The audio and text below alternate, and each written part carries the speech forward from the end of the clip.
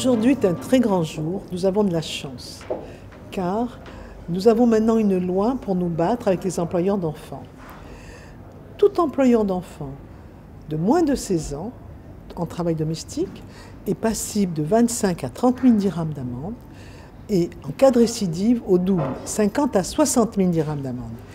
Et est passible aussi de 1 à 3 mois de prison.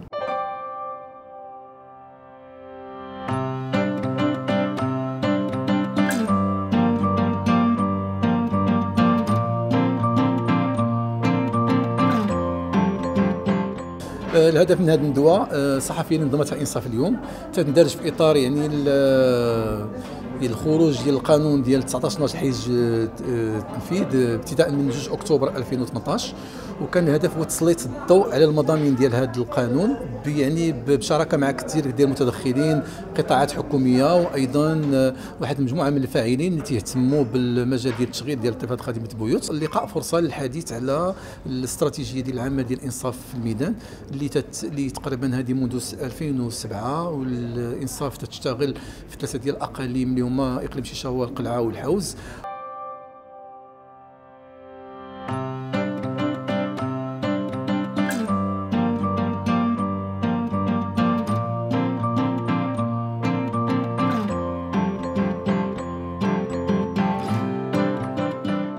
Donc cette initiative a été mise en place dans le cadre de l'entrée en vigueur de la loi 1912, qui est une loi assez intéressante puisqu'elle permet de retranscrire dans l'arsenal juridique marocain cette obligation d'interdiction du travail des enfants. Et par enfant, on entend des personnes âgées de moins de 16 ans. Donc au plan des textes, c'est une avancée majeure où on a une obligation maintenant déjà d'avoir un contrat de travail et une interdiction absolue de faire travailler des mineurs de moins de 16 ans. Avec une sanction, parce que souvent pour que le texte fonctionne et soit effectif, il faut qu'il y ait une sanction. Et cette sanction, elle existe, c'est une amende de 25 à 30 000 dirhams, et en cas de récidive, c'est une amende qui est doublée, donc jusqu'à 60 000 dirhams, et un emprisonnement ferme, potentiellement jusqu'à 3 mois. Sur le papier, tout est en place. Après, est-ce que concrètement ça va fonctionner? On ne peut pas le dire aujourd'hui, on ne va pas faire de mauvais procès.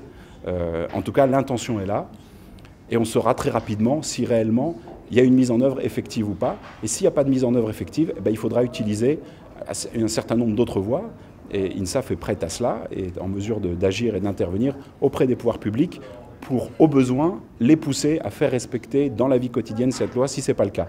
Mais aujourd'hui, je pense qu'on peut leur faire confiance et les juger sur pièce et sur les résultats. Les engagements sont là, le cadre juridique est là.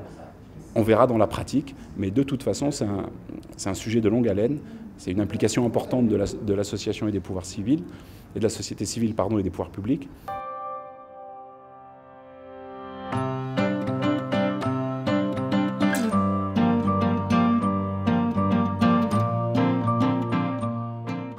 C'est vraiment évident qu'il y a des